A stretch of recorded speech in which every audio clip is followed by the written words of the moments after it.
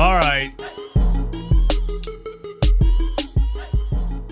You gotta be kidding me, man. You absolutely have to be kidding me. The Philadelphia 76ers, they just controlled that game from the first quarter on and lost. They just controlled the entire game. The Cavaliers looked disorganized for the most part. They had a million turnovers. Without Darius Garland, they just looked like they had no identity. They looked like they had no plan. The Sixers controlled the whole game. They kept letting them back in it. They let them hang around. Too close for comfort, even when it was a 7-point game with only 3 minutes left. It was still too close for comfort. And they lost the damn game. They lost the damn game. They tied it at 113 or 115, and they lost it on a final possession. I just cannot believe they lost that game. Listen, here's what we're going to do. First thing we got to do is we have to watch the final play because I don't know what happened to get Evan Mobley a wide open dunk. I know it was a Jaylen Tyson baseline drive. Sixers probably overhelped and let Mobley free. So we're going to look at that for a second. And then we're going to talk about all of the ways they continue to leave the Cavs back in this game. And then we'll talk about how they lost it. And we'll get to what you guys think about it. These shows are brought to you by our friends at Bright Medical Technology of Philadelphia, Pennsylvania. Pennsylvania's largest medical supplier and pharmacy. What do they specialize in, you might say? Blowing games in the final couple of minutes? No, they specialize in ambulatory aids like walkers and wheelchairs, oral nutrition, tube feeding supplies, diabetic shoes and glucose monitors, incontinence supplies and catheters. If you are having trouble breathing, Bright Medical specializes in nebulizers, inhalers, spacers, and all breathing medications. They accept most insurance companies and service patients of all ages, and deliver anywhere in Pennsylvania. 76ers did not deliver tonight. Bright Medical staff speaks 15 languages, and you always speak to a real person, never an automated system. If you need any medical supplies, just call Bright Medical, and don't forget to mention Run It Back Philly. Go to brightmedi.com or call 215-725-MEDS. That's 215-725-6337. Thank you to Bright Medical for sponsoring the post-game show here on Run It Back Philly. Let's go look at it. Now I can't play it in spurts because I'll get copyright, but let's just look at what happened. Okay, 115 to 115. Frickin' 8 seconds left. I was praying, please don't go to overtime. I guess I got my wish. They didn't go to overtime because they gave up a game winner right here. Of course, they run a play to get Jaylen Tyson free. First of all, I don't even know how we're not cheating over this screen because Jaylen Tyson had 500 points in this game. Jaylen Tyson. But anyway, we're behind the screen. Paul George is. Jaylen Tyson gets a clean inbound. Well, I guess they waited way too long. Lonzo waited way too long. Still got it to him. PG was over the top. That's what gives him the drive. So ends up PG playing too aggressively on Tyson right there. And Lonzo Ball makes a very nice pass to get the ball onto the other side of him. So now he's already ahead of Paul George, and he immediately turns and drives. Oh, man. I mean, right here, Joel has to help on Tyson, and VJ has to rotate. I'm guessing VJ's the one that didn't rotate. And yes, that is exactly what happened. This is a 20-year-old rookie right here. Joel goes to help. VJ's got to rotate immediately. And if you get a DeAndre Hunter 3 right there, it is what it is. But VJ just kind of gets caught in the middle. What a pass by Jaylen Tyson, dude. What a game by Jaylen Tyson. The guy did absolutely everything you could imagine on a basketball court. I'm not going to lie to you. I'd never heard of him. He did everything you could imagine. He was bombing threes.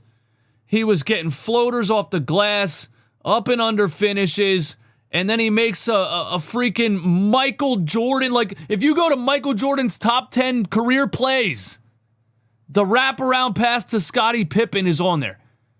You're telling me this guy wins the game for the Cavs with the Michael Jordan to Scottie Pippen wraparound pass? Just absolutely insane. We got cooked by Jaylen Tyson.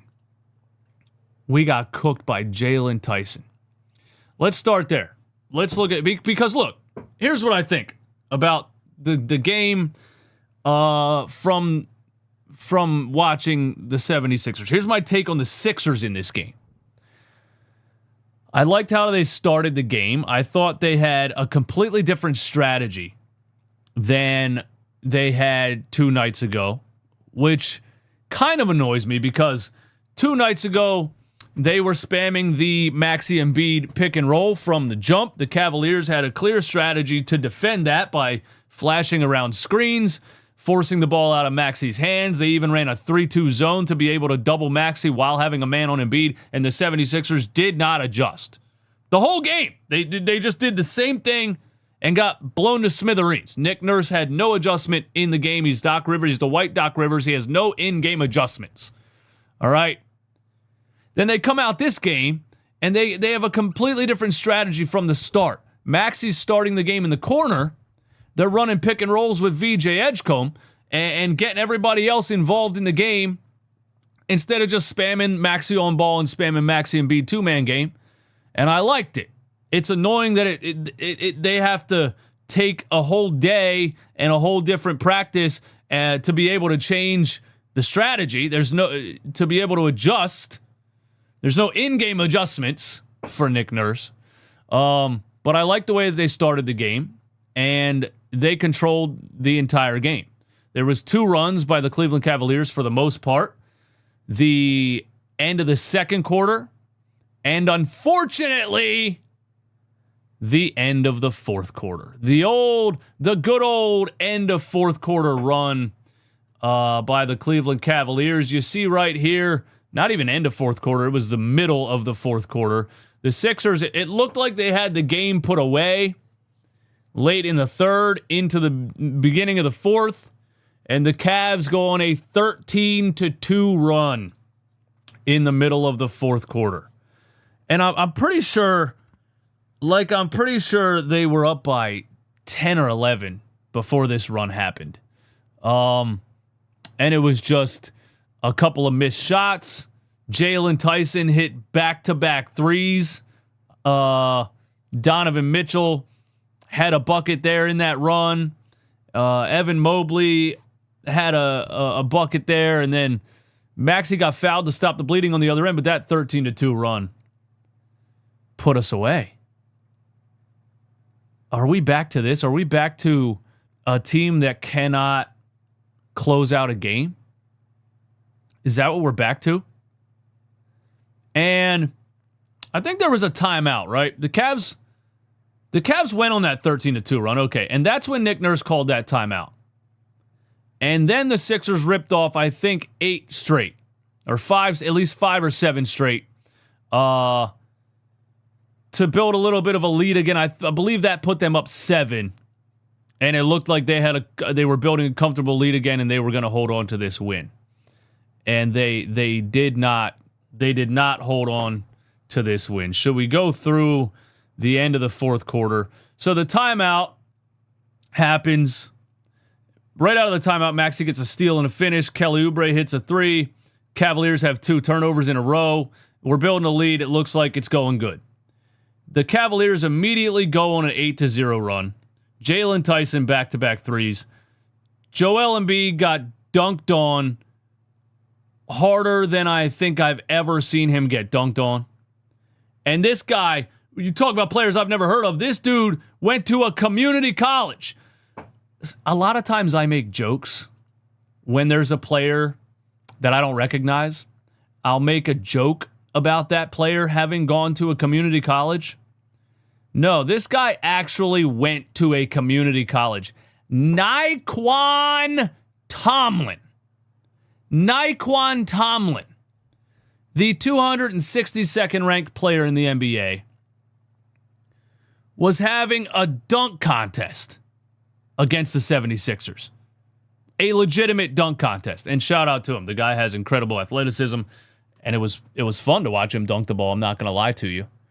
But the one on the fast break on Embiid, there's probably a screenshot of that, and that might be the worst Joel Embiid poster of his career.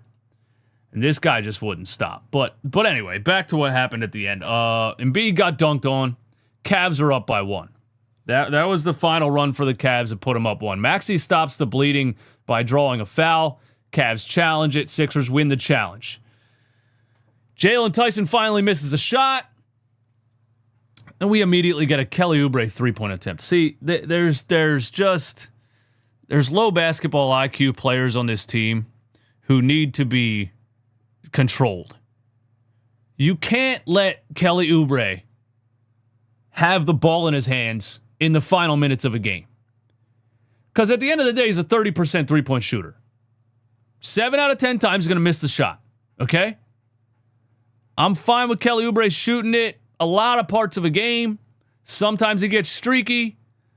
But when Maxey, Paul George, and Joel Embiid are all on the floor, and you're trying to control a game where you just went up 1, you need to slow the game down, get a really solid look or a foul, and build your lead from 1 to 3. The ball has to go back to Embiid or Maxey or at least Paul George. It absolutely cannot be a Kelly Oubre 3. DeAndre Hunter gets a bucket immediately after that. Now the Sixers are down 1. What happens then? Does Joel Embiid get a look, who just had a 30-point game, 30-plus point game? Nope. Does Maxey get a look? Nope. Paul George. At least we went to one of the 3. Paul George actually dribbles into a wide open, I'm going to say 7-footer, and shanks it off the front of the rim. Wide open, 7-foot jump shot. Shanks it off the front of the rim. Mobley gets a foul call on the other end. I think that was Kelly Oubre reaching. And Cavs go up 2. Sixers run a beautiful play with a Maxey Embiid 2-man game to get Maxey a look at a floater to tie the game. I thought that was they showed great patience in that play where Maxey came off an Embiid screen, didn't like the look at first, came back out, got it back to Embiid, back to Maxey again, beat Jared Allen for the second time, wide open floater, money. I thought that was going to win the game, and then the inbound from Lonzo Ball, we overhelp on Jaylen Tyson, or Paul George overplays him, gives Tyson a room to drive baseline, and then he makes a Michael Jordan wraparound pass to Mobley for the game winner. I'm frustrated that they ended up losing, but at least they didn't look like they looked 2 nights ago, right? At least they had more variety. At least they were moving the ball better. A lot more guys were involved in the game. I thought VJ Edgecombe was involved in the game early when he wasn't involved in the game at all. The last game against the Cavs. The Cavaliers are easier to defend when Darius Garland isn't out there because they just look like they have a lot less order on the court, and they do because that's their point guard. You would think without Darius Garland and without Sam Merrill and without, who else are they missing? Dean Wade and another player. You would think the 76ers could take advantage of that. It's just crazy because their strategy was clearly, let's force the ball out of Donovan Mitchell's hands. You know, they're missing a couple guys. They don't have their point guard. There's going to be less order in the half court. Let's rattle Donovan Mitchell. Let's take the ball out of Donovan Mitchell's hands. They succeeded at that and still lost the game. Donovan Mitchell only shot the ball 13 times with Darius Garland not being out there. In 39 minutes, he only got 13 shots off. They also defended him well when he did have the ball, holding him to 4 for 13 from the field. A 13-point game. After he just had 35 against us 2 nights ago, we played Donovan Mitchell great. Our strategy was fly at Donovan Mitchell, make somebody else beat you. Jaylen Tyson says, bet, I got you. Like, are you kidding me? Are you kidding me? And I guess we could talk about how there's a lack of adjustment in that regard also. Because if your clear strategy is take the ball out of Donovan Mitchell's hands, make somebody else beat you, and Jaylen Tyson is cooking your pants off, he had freaking 19 points at halftime. You would think then they would say, okay, D. Mitch is having an off night. Maybe we take the pressure off of him a little bit and move the pressure to this guy that can't fucking miss. Nope. One-on-one all night for Jaylen Tyson. Never really tried to take the ball out of his hands. In fact, continued to leave him wide open, and he was so on fire, he was basically walking away from it when he shot the ball. 39 points for Jaylen Tyson. So it's the Sixers do one thing right, switch up the strategy, slow down Donovan Mitchell, and they're missing Darius Garland. And they do one thing right, and they do 4 other things wrong. I am happy with how they looked in the game overall because they got blown out the game before. But you have to win this one. You have to win this one. You got a team without their point guard out there, and you slow down Donovan Mitchell, and you had a sizable lead 2 different times in the game, and you just refuse to do anything to try to slow down Jaylen Tyson, and you actually let him get the ball on the final possession and drive baseline and dish it off for the dub. That's exactly.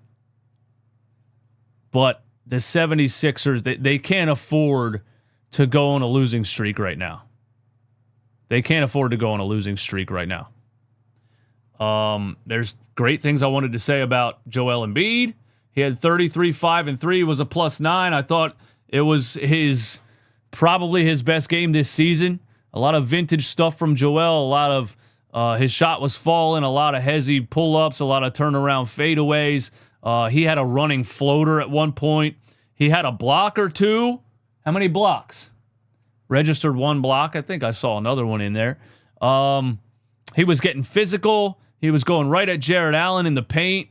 He looks really healthy. I don't want to take that for granted. I don't want us to all sit up here and forget that this season we were just hoping that Joel Embiid could get healthy.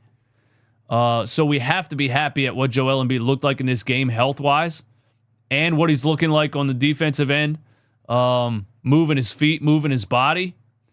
To only have 5 rebounds is probably still a problem for a guy who's 7'2". So let's look at the game stats. Let's see if that maybe was a deciding factor. The Cavs shot 50% from 3. Oh my God. After the last game where they shot, I think, 47, they shot 50. Sometimes it just feels like it's the energy against the Sixers. It does it feel like that to you guys? Where sometimes you just feel like they can do everything right and just Jaylen Tyson is going to shoot the freaking lights out. Like the dudes on the Denver Nuggets. I don't even remember their names. Rebounds, 42-37. Offensive rebounds, the Cavs had 10. The Sixers had 13. Points off turnovers, we won that one. Points in the paint, the Cavs had 48. It's not a great number, 48, but it's not like it's 60 or 70. The Sixers won the fast break points. Cavs won the second chance points, but only by 3, 16-13. So it's not like there was a big second chance points discrepancy. Sixers had 11 steals. The Cavs had a lot of turnovers. They controlled the whole game. That's why this is annoying, because there's not even really something you can point to that says this is why they lost, because they won the whole game except for the last 3 minutes. And so does that come down to coaching?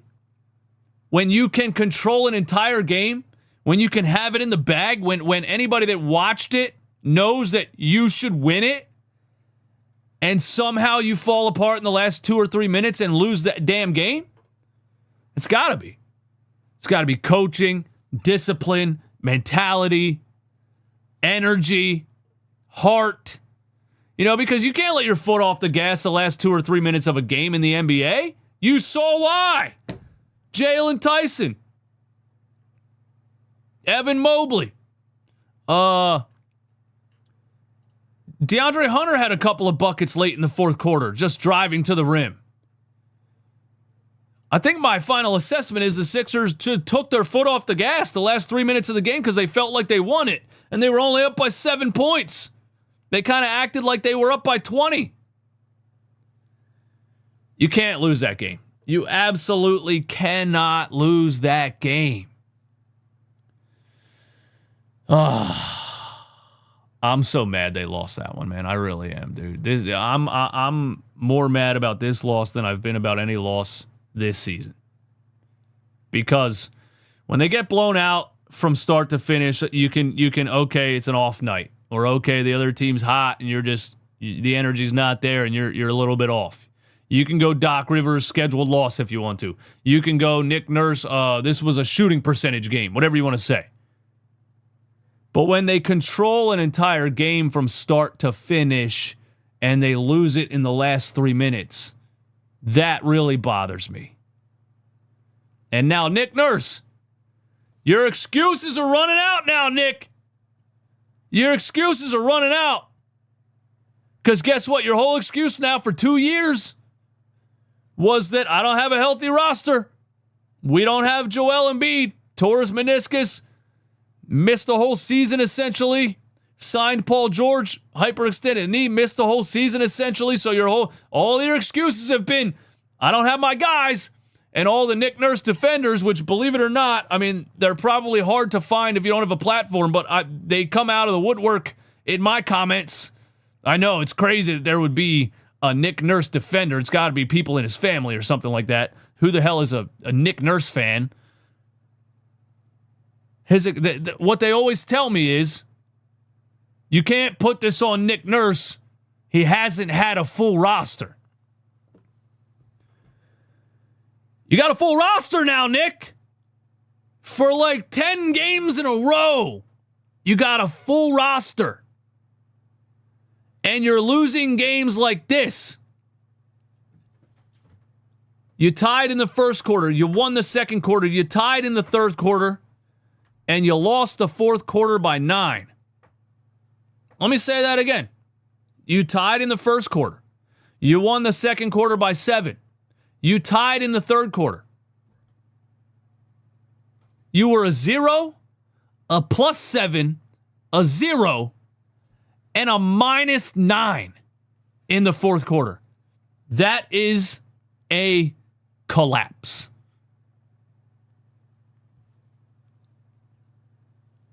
Shout out to Mojo5763 with the super chat. Why do I always see someone I've never heard of having a career night against the Sixers? Bro, Jaylen Tyson was going bananas. It is weird, isn't it?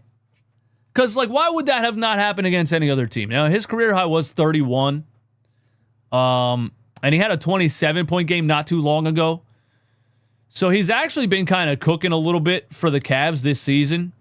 I just, you would probably have to watch Cavs games intently to have seen one of those Jaylen Tyson games because I didn't see one. I don't wake up and watch a Cavaliers game. And anytime I do watch a game, I think it's a West Coast game for the most part because it's usually usually after I do this, it's 11 o'clock or whatever. But Jaylen Tyson just went bonkers. Bonkers, bro. Well, let's look at his shooting percentages here. Let's look at his shooting percentages, man. These were out of control. 13 for 17. 76% from the field. 7 for 9 from 3-point range. That is about 68% from 3? What's 7 divided by 9?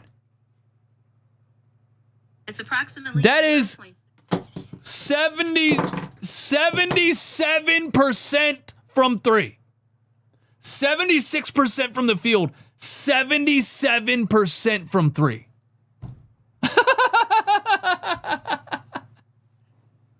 Why is it always the Sixers that feel like you're playing 2K with the sliders on? Or on Hall of Fame difficulty? Or one of those My Career challenges where it's like you got to beat the 96 Bulls on Hall of Fame difficulty. Or it's like when you're playing my team and some dude has a like opal diamond card or whatever the fuck of some player that's not actually that good, but the diamond version of him is a 99 overall. We got beat by a Jaylen Tyson 99 overall diamond card. That's what just happened. 99.3% true shooting percentage. That's absolute insanity right there. That is insanity right there. I got a couple other super chats I want to get to. Thank you guys so much for being here. Thank you for the support. And by the way, I want to let you know, I brought the play-by-plays back in the members-only section of the channel. So after every game, all of the takes that I give on this post-game live show, I will rehash them tomorrow morning with the film from the game to really figure it out, to really go through it and figure it out. So join us on there. That is the members-only section of Run It Back Philly. K-Cell 1982, thank you for the super chat. What's up, Eastwood? Who the hell is Jaylen Tyson? I've never heard of this guy. Oh man, and I used to kind of be nervous to say that I've never heard of a player because there would always be a actually in the chat or some dude that sits in his basement and watches every single NBA game that's ever existed, and it will be like, you never heard of Jaylen Tyson? Really, bro? He went to some college and all this stuff. This guy will go off and tell me I don't know ball. But, like, I just say it now. If I've never heard of a guy, I just say it. Because I cover Sixers games. I do Sixers post-game lives. I watch NBA games when I can. But I have a life. I have a house. I have a relationship. I have 4 animals. I have a 10-year-old son. I have baby mama drama. I don't know who the fuck Jaylen Tyson is, dude.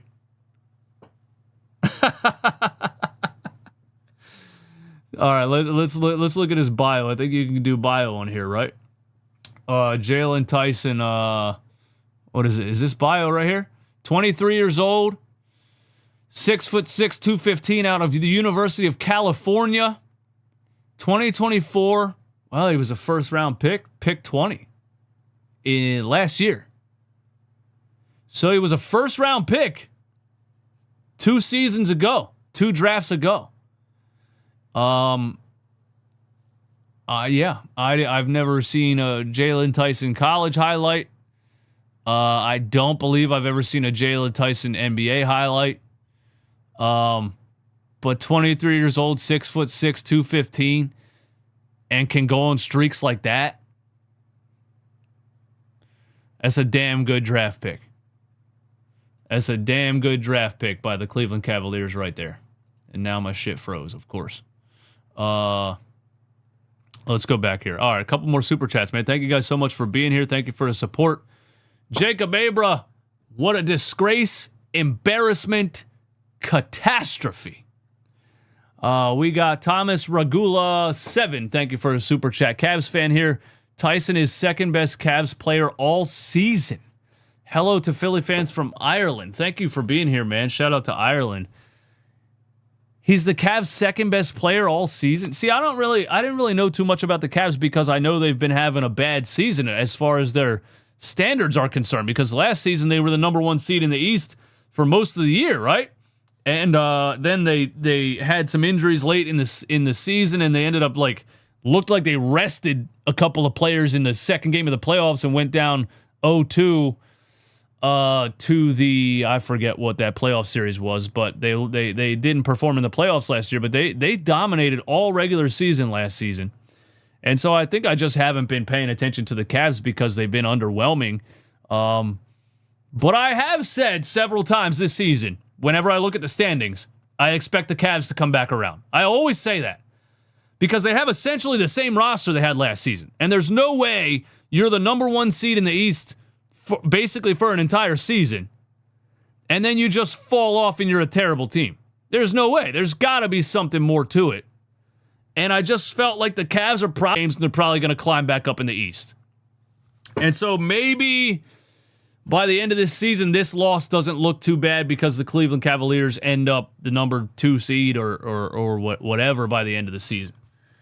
But without Darius Garland and the Sixers having everybody and controlling the game from start to almost finish, I'm standing on the fact that they have to win that game.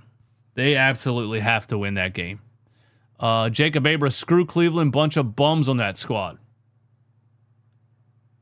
They just beat us 2 games in a row, bro. They just beat us 2 games in a row, and Jaylen Tyson had 39 points. Who are the bums? The Sixers were the bums. We're the ones that lost. We're the ones that gave up 39 points to Jaylen Tyson. We're the fucking bums. Not the team that keeps beating our ass. Come on, man. It's all love. It's all love. Paul George, Swan Daily, thank you for the super chat. Paul George is the least clutch superstar of all time. I'm glad he's no longer doing that podcast. But I have to be honest about the aspect of his game, bro. You're not wrong. And that's insane, actually. Because when you look at a player who is clutch, right?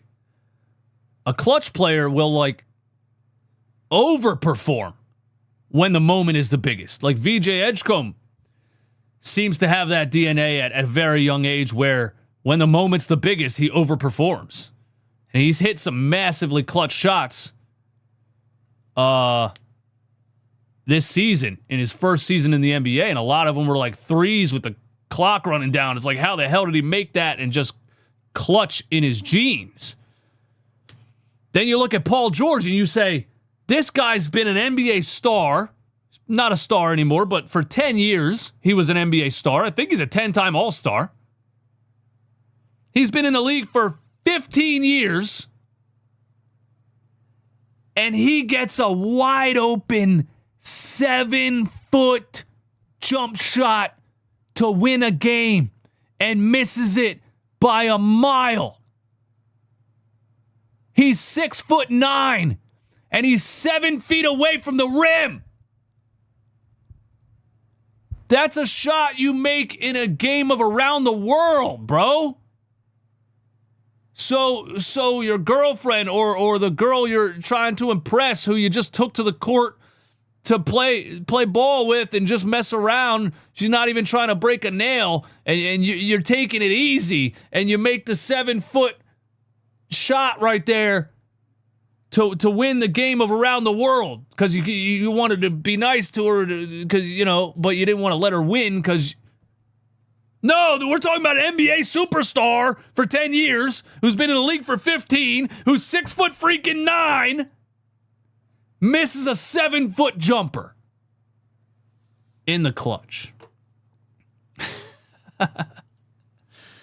Get VJ involved. I thought they had a strategy to get him involved early. But yeah, it looked like that went away, didn't it? Didn't it look like that went away? Let's look at VJ and what he did quarter by quarter. Shout out to Quentin Grimes. Quentin Grimes was big time off the bench in this game, and I thought Quentin Grimes was a lot of the reason the Sixers held up in some of the runs that the Cavs made. I wanted to shout out Quentin Grimes. Kelly Oubre had 12 and 2, but I fucking hate some of his decisions, dude. Kelly Oubre. I always want to say nice things about you because you play the game so hard.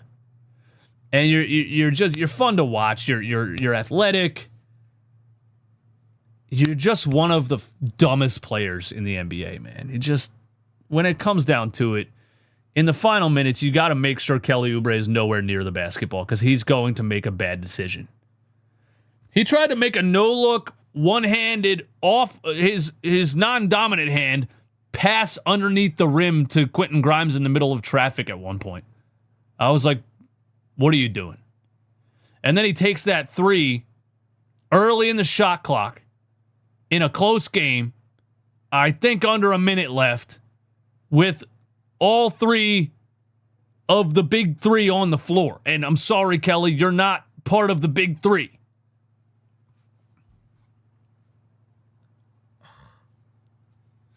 Let's look at what happened to VJ, because I thought he was involved in the beginning of the game. 5 points in the first quarter, 2 in the second, 0 in the third, and he hit that 3 in the fourth quarter. I remember when he hit that 3 in the fourth quarter, and I was saying, fourth quarter VJ, that's going in. Bang, and he hit it. Again, another example of his clutch gene, right?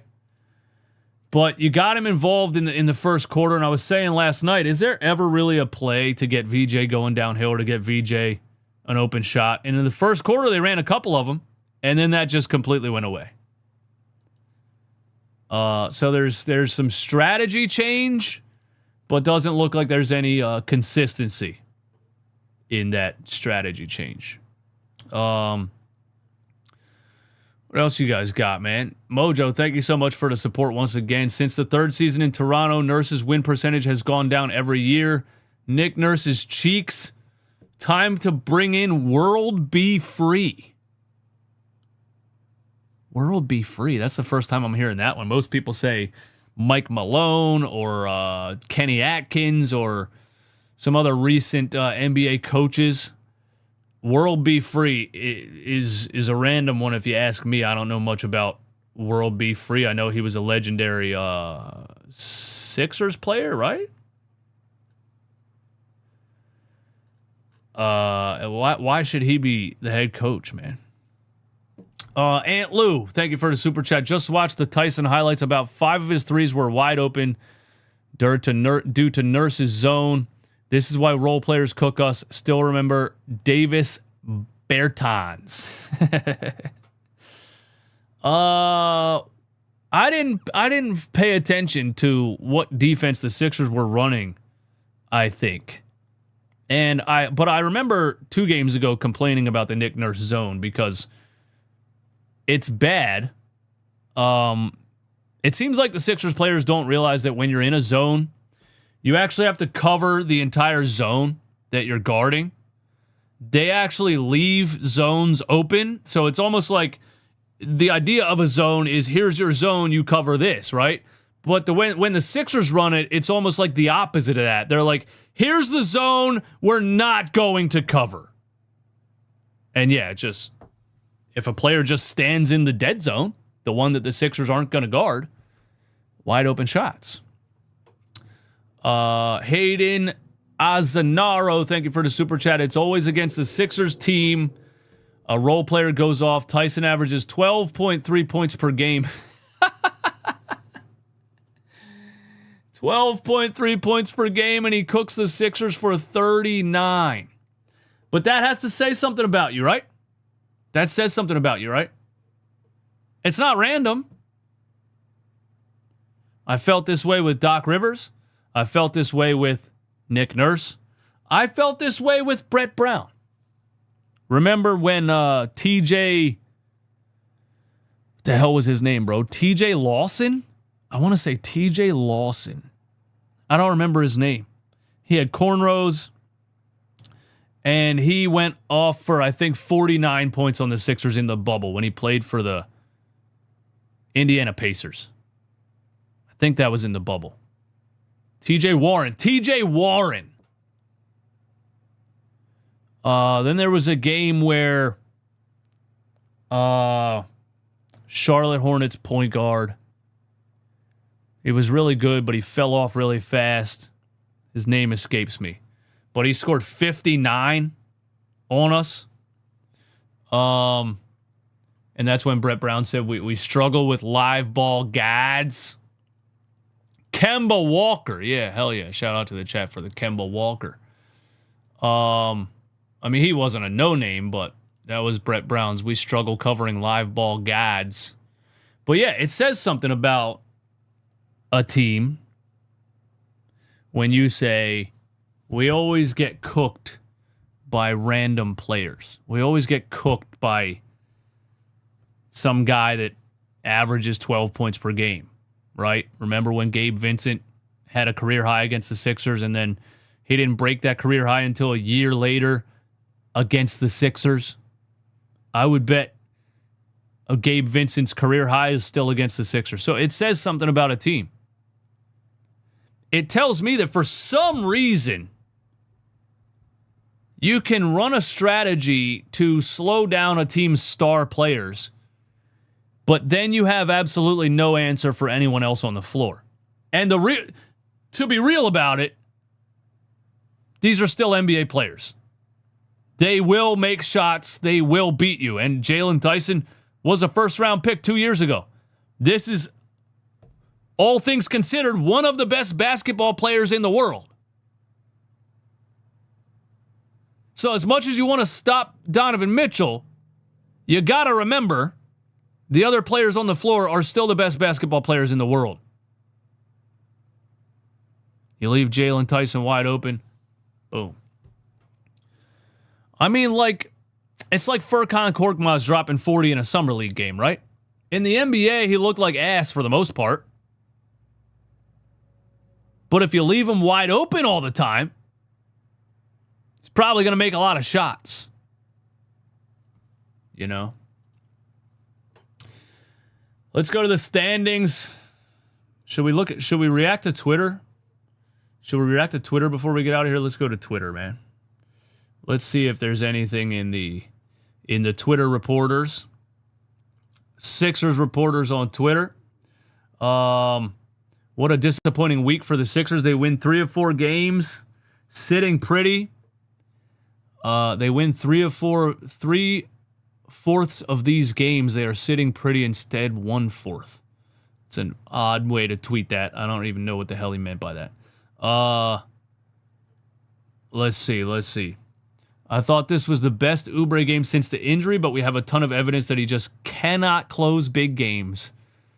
And the coach still trusts him with his life for some reason. This is what I've been saying about Kelly Oubre. It sucks because I like him and he plays really hard. And Nick Nurse likes him because he plays really hard and he has size.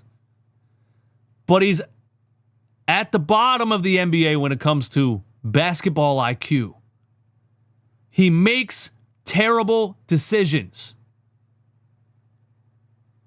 If you have him on the floor to close a game, you have to make sure he doesn't touch the ball.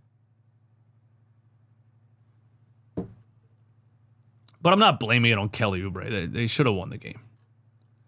It shouldn't have been in that situation, but Kelly shouldn't be jacking a 3 late like that. What else we got, man? Sixers with one of the worst chokes of the season. My guy RB. Joel Embiid looked incredible, but the offense went stale in the fourth. Jaylen Tyson is insane. You can't lose that game. Horrible management by Nurse, and the players completely lit up in the fourth. I agree. Sixers lose 2 to Cleveland at home. The rare sweep of a baseball series in the NBA. They played well until the last 3-4 minutes. They lose to the same team less than 48 hours apart from one another is worthy of concern. He's saying 2 losses to the same team less than 48 hours apart from one another is worthy of concern. Yeah, especially when that team didn't have their point guard. That's a brutal loss for the Sixers. Cavs shot the hell out of it, but the Sixers did a poor job closing the game on both ends with every opportunity to win it. Let's see if we can find Nick Nurse presser. Is there any Nick Nurse press conference on the internet? Latest. There's probably a lot of fire Nick Nurse on Twitter. There is a lot of fire Nick Nurse on Twitter. I don't know if we're going to have a Nick Nurse press conference here. Nick Nurse post-game. I'm not seeing it. Nick Nurse defend. Oh, that was November 1st. What the hell? Latest? November 1st? Really? Nick Nurse post. Nah. No Nick Nurse post game on Twitter. Nick Nurse appreciation posts in 2023. Oh, man. Let's see what everyone's saying about Nick Nurse. If we just type in Nick Nurse and hit latest. Let's see. When do people realize Nick Nurse is a star merchant and can't draw a play to save his life? His championship was Kawhi getting a lucky bounce and Kevin Durant getting hurt. That and Quentin Grimes' shot chucking being a turnover machine is garbage to watch. Yikes. What's this one in response to? Oh, we got it froze? Oh, it froze. Nice. My browser froze? Oh, sick, dude. Oh, my whole web browser froze. Did my stream freeze? Am I still online? Am I still live? My whole web browser froze. Oh, we're back. We got it back. Where was I at? Where was I at? I want to search Nick Nurse. See what the people are saying about Nick Nurse, man. See what the people are saying about Nick Nurse. There's no reason Nick Nurse shouldn't be booed. Well, how do you boo Nick Nurse? How do you boo the coach? Like, when do they announce his name in the beginning of the game? Is that when you would boo the coach? I don't know how you specifically boo a coach. It's been time to have a conversation about Nick Nurse. Joel Embiid went from Doc Rivers and Tobias Harris to Nick Nurse and Paul George. Oh, man. Was it Joe? Oh, it was DeAndre Hunter that dunked it. I said it was the other dude. It wasn't. People are going to roast me for that. Oh, well. And my web browser froze again, so I'm done trying to do that. Well, hey, thank you guys for hanging out. Oh, we got another super chat. Braden779, thank you for the super chat. I am now 0-7 when I go to Sixers games this year. Damn, bro. Braden, for the mental health of all of us, please stop going to Sixers games. Please. Please stop going to Sixers games.